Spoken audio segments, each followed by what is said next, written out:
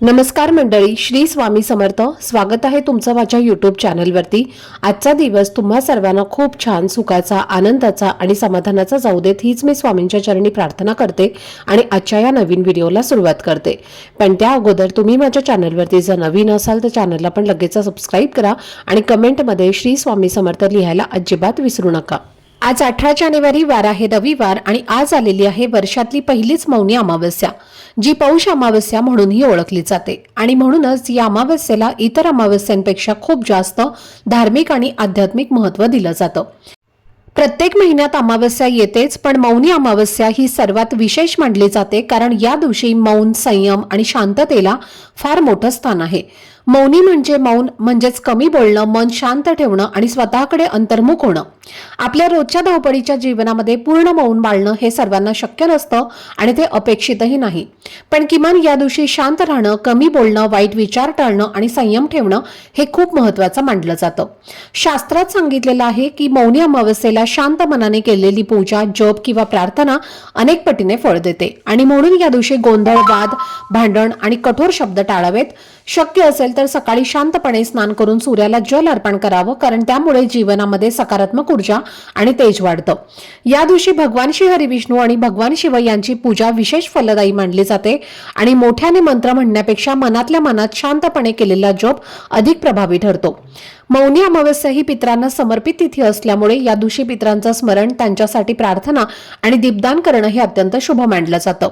कारण असं म्हटलं जातं की या दिवशी पूर्वजांची कृपा सहज प्राप्त होते. धार्मिक दृष्टिकोनातून हा दिवस फार महत्त्वाचा असल्यामुळे या दिवशी काही सोपे पण प्रभावी उपाय केल्यास घरातील नकारात्मकता, पितृदोष, वास्तुदोष आणि आर्थिक अडचणी दूर होण्यास मदत होते.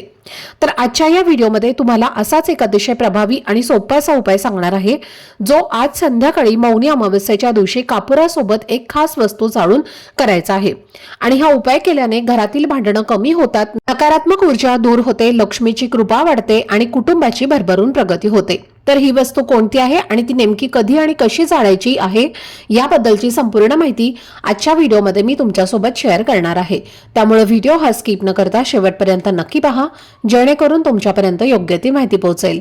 आणि तुम्ही माझ्या चॅनलवरती जर नवीन असाल तर चॅनलला पण लगेच सबस्क्राईब करा आणि बेल आयकनला पण प्रेस करा, म्हणजे मी जेव्हा कधीही नवीन व्हिडिओज अपलोड करेन त्याचं नोटिफिकेशन सर्वात आधी तुम्हाला मिळेल आणि तुमचा एकही व्हिडिओ हा मिस होणार नाही. तसेच खाली असलेल्या हाय बटनला सुद्धा क्लिक करा.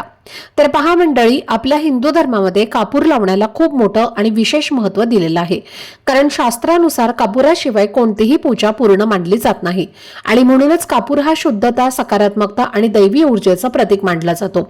विशेष तिथीच्या दिवशी जसं की आजची मौनी अमावस्या, जर कापुराशी संबंधित काही साधे पण सात्विक असे उपाय केले गेले तर त्याचा परिणाम खूप खोल आणि प्रभावी होतो. कारण प्रत्येक तिथीचं स्वतःचं एक वेगळं आध्यात्मिक सामर्थ्य असतं आणि त्या तिथींवर केलेले उपाय त्या दिवसाच्या पुण्याशी जोडले जातात. मौनी अमावस्येच्या दिवशी ज्या घरामध्ये हा कापुराचा उपाय श्रद्धेने केला जातो त्या घरामध्ये माता लक्ष्मीचा अखंड वास राहतो असं मानलं जातं. आणि आपल्याला सर्वांनाच माहिती आहे की दिवाळीचं लक्ष्मी पूजन सुद्धा अमावस्येच्या दिवशीच केलं जातं आणि त्यामुळे अमावस्या ही तिथी माता लक्ष्मीला समर्पित मानली जाते. म्हणूनच धनप्राप्ती, आर्थिक स्थैर्य आणि घरात समृद्धी टिकून राहण्यासाठी अमावस्येचा दिवस हा फार महत्त्वाचा असतो.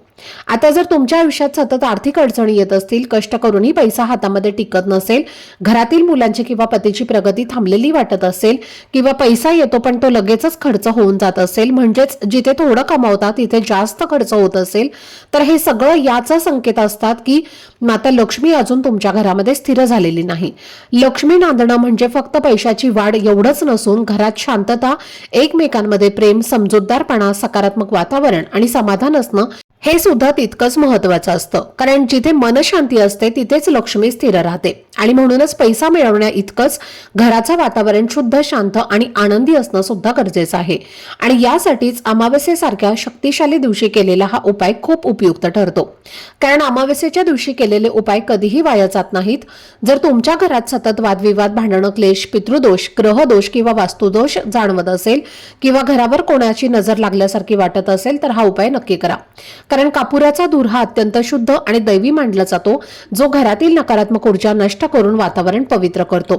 घरामध्ये कापूर जाळल्याने सुगंध पसरतो, ज्यामुळे घरातील व्यक्तींचं मन शांत होतं, तणाव कमी होतो, एकाग्रता वाढते आणि आपोआप घरामध्ये सकारात्मकतेची भावना निर्माण होते।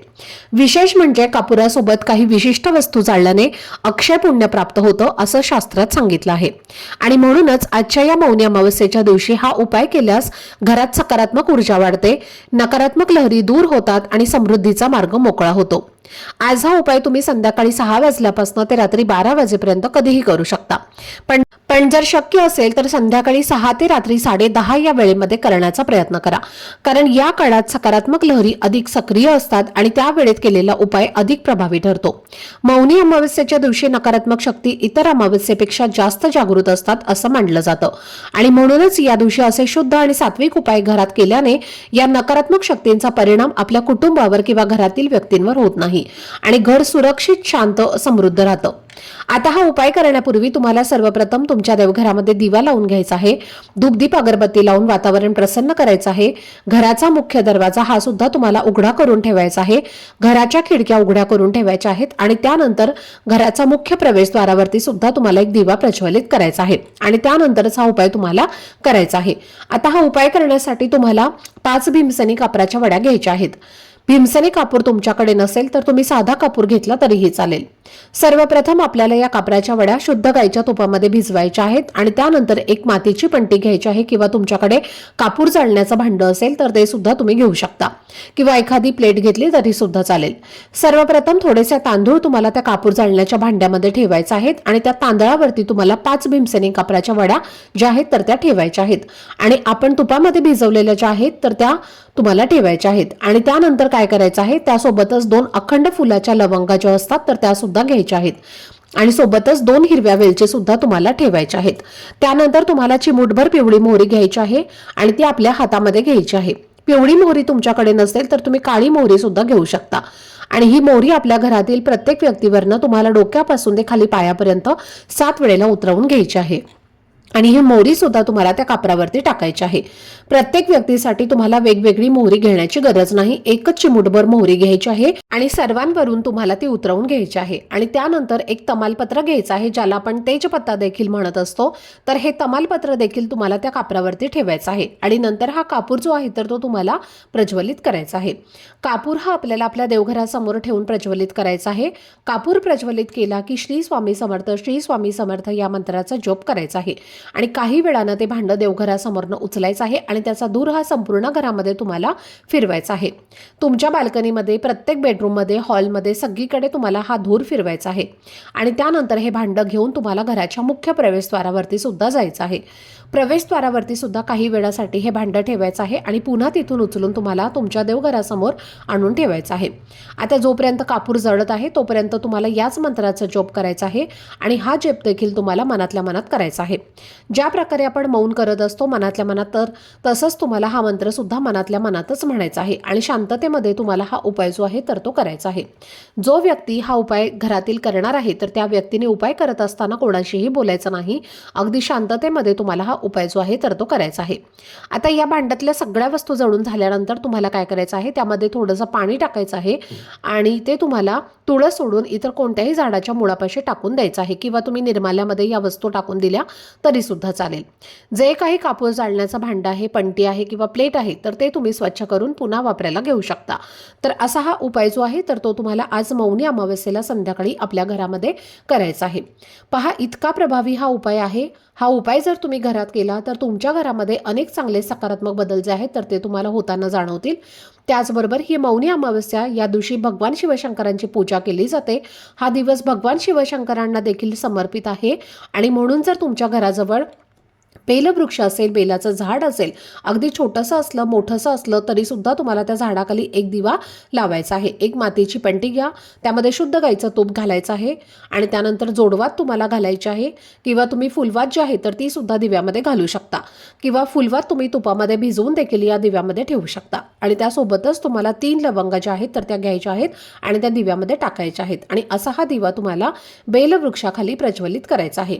ओम नमः शिवाय, ओम नमः शिवाय या मंत्राचा जप करून तुम्हाला तुमच्या आयुष्यातील सर्व दुःख, संकट, कष्ट दूर करण्यासाठी प्रार्थना करायची आहे. आणि हा उपाय जो आहे तर तो महाशिवपुराणामध्ये सांगितलेला आहे. तर हा उपाय जर आपण मौनी अमावस्येला केला तर आपल्या आयुष्यातील सर्व अडचणी ज्या आहेत तर त्या दूर होतील. त्याचबरोबर या दिवशी आपल्याला अजून एक उपाय करायचा आहे, जो आपण प्रत्येक अमावस्येला करत असतो आणि तो सुद्धा उपाय खूप प्रभावी मानला जातो. पण प्रत्येकाला प्रत्येक महिन्यामध्ये येणाऱ्या अमावस्येला हा उपाय करणं शक्य होत नाही. म्हणून वर्षातील पहिलीच मौनी अमावस्या आहे आणि या अमावस्येला तुम्ही हा उपाय नक्की करायचा आहे. तर हा उपाय देखील तुम्ही संध्याकाळीच करायचा आहे. उपाय करण्यासाठी तुम्हाला एक नारळ घ्यायचा आहे. नारळामध्ये पाणी असायला हवं असा नारळ तुम्हाला घ्यायचा आहे. नारळ हा स्वच्छ धुवून घ्यायचा आहे. धुतल्यानंतर उजव्या हातामध्ये घेऊन हा नारळ आपल्या घरातील प्रत्येक भिंतींना टच करायचा आहे, भिंतींना स्पर्श करायचा आहे आणि भिंतींना स्पर्श करत असताना ओम वास्तुपुरुषाय नमः किंवा ओम वास्तुपुरुषाय नमः हा मंत्र म्हणायचा आहे आणि तो नारळ प्रत्येक भिंतींना स्पर्श करायचा आहे. आणि त्यानंतर आपल्या घराचा जो मुख्य दरवाजा आहे तर तिथे जाऊन तुम्हाला वरपासून खालपर्यंत 7 वेळेला हा नारळ उतरवून घ्यायचा आहे आणि उंबरट्यावरती मधोमध हा नारळ तुम्हाला फोडायचा आहे. फोडताना एखादा दगड घ्या आणि त्या दगडावरती हा नारळ तुम्हाला फोडायचा आहे. फोडल्यानंतर जे पाणी असणार आहे तर ते तुम्हाला उंबरट्यावरती टाकायचं आहे आणि नारळाचे 2 भाग हे तुम्हाला डाव्या आणि उजव्या साईडला ठेवून द्यायचे आहेत. आणि दुसऱ्या दिवशी ते उचलून तुम्हाला एखाद्या मोठ्या झाडाखाली नेऊन टाकायचं आहे किंवा जिथे पक्षी खातील अशा ठिकाणी तुम्हाला नेऊन टाकायचं आहे. त्या नारळाचा प्रसाद जो आहे तर तो घरामध्ये कोणीही खायचा नाही, कारण वास्तुदेवताला अन्नाची चव जी आहे तर ती कळत नाही आणि म्हणून हा जो नारळ आहे तर तो खाल्ला जात नाही.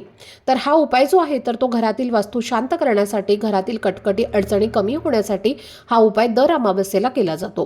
दर अमावस्येला करणं शक्य नसेल तर किमान आज मौनी अमावस्येला सायंकाळी तुम्ही हा उपाय नक्की करा. हा उपाय सुद्धा तुम्ही सायंकाळी 6 वाजल्यानंतर ते रात्री अगदी 12 वाजेपर्यंत सुद्धा करू शकता.